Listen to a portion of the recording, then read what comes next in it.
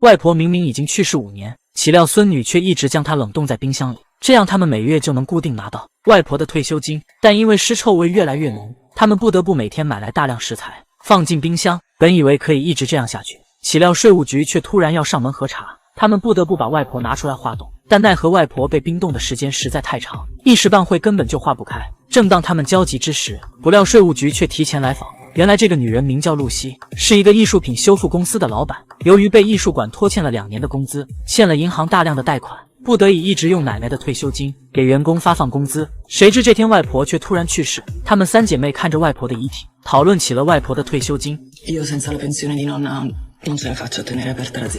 这时大姐提出可以把外婆放在冰箱，继续来领退休金，但是露西表示这样不道德，也违反了法律。大姐表示几个月就可以，等艺术馆的欠款一到账，就可以把外婆下葬。虽然嘴上说着无法接受，